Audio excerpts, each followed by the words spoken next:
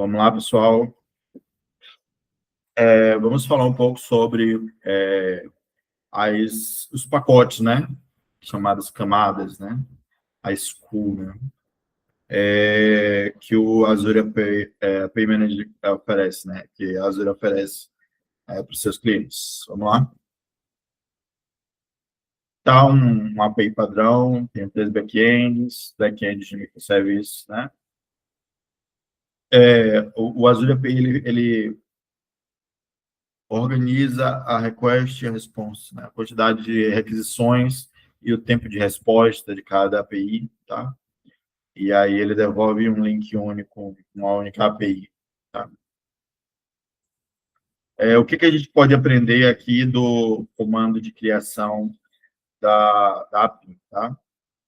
Chamada de API, Azure API Manager. Primeiro você tem que ter um grupo de recursos, então, as a group create, name RG Java Beans, a gente chama RG source group, né? Grupo de recursos. E location, você tem que dar uma location. Quando você escolhe a localização, isso é muito importante. Essa localização precisa ser a localização do back-end, precisa ser a localização do API, se você quiser ter uma menor latência, tá? Azure API Create, o nome precisa ser um nome global, ele é um nome único para a nuvem. Lembre que o API fica na nuvem, fica na internet pública, então ele é um nome único, na maioria das vezes na internet pública. A gente vai ver os casos que ele fica na internet privada. Resource Group é esse que a gente criou aqui em cima. SKU Name, que é, como eu falei, camada, grupo de serviços, pacote de serviços, consumption, né? Nesse caso, consumption, e um e-mail. Aqui estão as 5 camadas: a camada developer, a camada premium. Quando você pensa em developer, você está pensando em teste, prova de conceito, validar uma ideia, validar uma infraestrutura. Quando você pensa em consumption, você está pensando em serverless, você está pensando que você não consegue medir o tráfego, você está tendo uma máxima economia porque ele dá 1.000 chamadas, 1 milhão de chamadas gratuitas, e depois desse 1 milhão de chamadas, a cada 10.000 chamadas, cobra um pouquinho mais de 22 centavos de dólar. Basic Standard, você tem essas duas camadas de produção, tá? Aí você vai fazer o cálculo certinho para saber se vai ser a Basic ou a Standard. A diferença básica delas é o cache. A Standard tem muito mais cache do que a Basic. E a Premium, que é a camada que você vai ter se você quiser colocar o seu banco de dados privado, né? Essa Premium, você tem um servidor, infraestrutura dedicada para você, então acaba sendo mais caro por isso. Mas ela também é multi-região, né? Essa parte de multi-região é importante, porque você consegue colocar o seu serviço, né? Mais próximo possível do seu consumidor.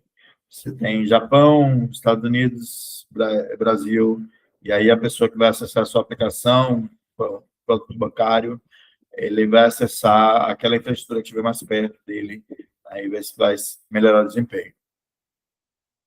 Falar da developer. A developer não tem SLA. O que é SLA? É uma obrigação financeira, no caso de não cumprimento das regras de contrato. Então, ela tem a VNet, né? Você consegue usar o banco de dados privado, basicamente isso. Até para poder simular prod, então, ela precisa ter acesso à VNet, tá? E ela tem uma capacidade limitada, ela tem baixo tráfego, né? Tráfego não se confunde, gente,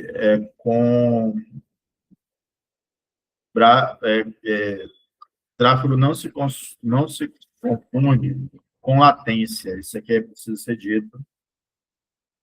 Quando eu digo aqui que ela tem um baixo throughput, isso quer dizer número de acessos baixo, tá? Ela tem uma limitada capacidade para baixo acesso, ou seja, ela é só para teste, enquanto no outro a gente está falando de velocidade, né? Desempenho. Dá R$ 200 por mês, tá? Isso aqui, a developer. R$ 200 de alguma coisa por mês. Finalidade, não produção, ideal para prova de conceito, validação de infraestrutura, diferencial técnico, uma camada mais barata, como eu falei, R$ 200 por mês. Ela tem VNet Injection, ou seja, ela é feita para simular ambientes complexos, tá? Limitação crítica não tem SLA e o custo dela acaba sendo mais baixo. Eu até registrei aqui, mas claro que antes de usar, você precisa fazer um cálculo, né? Aqui está a criação, o name developer, tá vendo? Camara Consumption, que é a camada queridinha, né? Muita gente gosta da Consumption. Ela tem o primeiro milhão grátis. E depois do primeiro milhão, a cada 10 mil chamadas, 22 centavos, tá? Aqui está a criação dela, Name Consumption, tá? Finalidade, quando você não consegue, já falei isso, né? Microservices efêmeros, as extensions, quando você não consegue saber qual é o seu tráfego. O que eu mais gosto dela é esse auto-scaling. Antes eu achava que você precisava configurar, mas é automático, tá? Quanto mais você usar, mais ela vai duplicando lá sua base, tá aí. Limitação crítica, ela tem esse cold start. Esse cold start é importante dizer. Quer dizer que o primeiro acesso, ele é mais demorado. É isso. Ela não tem suporte VNet e o cache você tem que pagar por fora, tá? Você paga o cache por fora. O custo é OpEx puro. Para entender o que é OpEx, a gente tem que entender o oposto dele. O oposto dele é o CapEx. O CapEx, você compra um servidor para usar. Então, o que é o OpEx? Você aluga só o uso, né? Como se fosse uma conta de luz, tá? Então, todos os serviços de nuvem são OpEx, tá?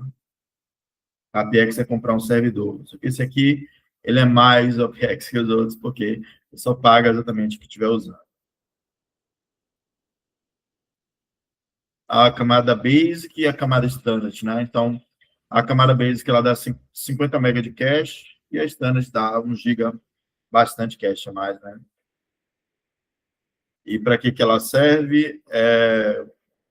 A production, né? Para colocar em produção, aí você vai precisar fazer as contas se vale mais a pena a Basic ou a Standard. O diferencial técnico aqui, o IP é estático, né? Limitação crítica, ela não tem VNet, nenhuma das duas, nem a Basic nem a Standard.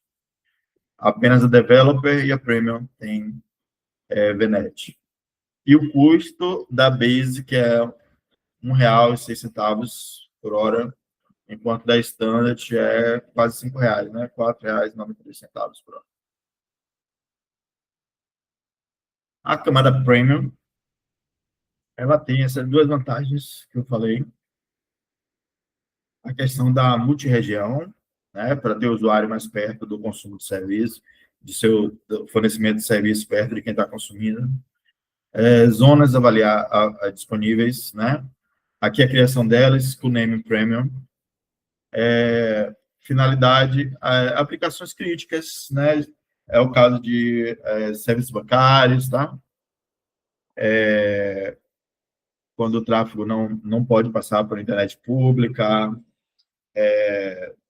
quando você precisa, quando você tem um banco de dados, não é público, ele está dentro da rede, entendeu? Não está na internet, está na intranet. A questão do custo é a limitação crítica, tá? Então, a fatura dele é na casa dos milhares de reais por mês, e aí vai ser somente o requisito de negócio, o aplicativo bancário, né? Que vai dizer, tá? Vamos discutir um pouquinho, 2 slides para discutir a integração com o VNet, tá? Como eu falei, se o banco de dados for privado, a API, você vê que ela está fora, está na internet pública, e o banco de dados privado, ela não consegue acessar o banco de dados, tá? Então, ela não acessa o IP privado. Quando você tem a camada Developer Premium, você simula ele faz uma injeção de VNet. A gente está acostumado com a injeção de dependência, né, que é colocar um objeto dentro do outro. Mas, nesse caso, você está colocando como se fosse uma placa virtual, né, para ela ter um IP, tá? É isso. Aí, quando ela tem um IP, ela consegue ter acesso ao banco de dados, tá? Ela tem é atribuído a ela um IP privado. Esse outro slide a gente vê com mais detalhes. Aquela mesma informação que eu falei, só que a infraestrutura é compartilhada, a gente chama de multi-tenant, né? A AVM não é dedicada, apenas interfaces públicas, não permite injeção na VNet. A API não possui uma rota válida para uma subrede privada, tá? Então é isso. Ela não acessa, por quê? Porque ela não tem uma rota válida para a intranet, tá? E já do lado de cá, esse aqui no caso de quem? Da Consumption Basic Standard, essas três. E aqui a Developer Premium, o Azure ele cria essa placa aqui, essa NIC, né? Essa placa em uma subrede dedicada. E aí ela adquire um IP privado, tá? E é por conta disso que ela consegue acessar o banco de dados. O tráfego flui na rede privada sem precisar de internet pública. E aí, por isso, ele alcança o banco, tá? Então, vamos discutir um pouquinho a diferença do Consumption para o Premium. O Consumption não tem VNet, o Premium tem VNet. O Consumption tem Cold Start, o primeiro acesso é mais demorado, o Premium não é. E o SLA do Consumption, que é o mesmo SLA da Basic, é o mesmo SLA da Standard padrão, né? 99,95. O SLA da Premium é 99,99. Isso aqui é só para lembrar que o Azure ele disponibiliza uma calculadora, então qualquer pessoa, antes de fazer, né, sair comprando, sair escolhendo, você vai precisar ir na calculadora, ver tudo que você precisa, e aí você vai ter uma noção, né? Porque se escolhêssemos o tier standard sem necessidade, nós estaríamos jogando centenas de dólares fora, mesmo se tivesse 0 pessoas jogando, né? Que o meu aplicativo é para alunos, 0 alunos jogando. Então, a gente precisa lembrar que o comando CLI para criar é o azia-pin create e -- schoolname, aí você coloca qual é a camada que você vai usar. Serverless, a camada serverless, ela tem autoscale automático, mas tem cold start. A Premium tem VNet Injection,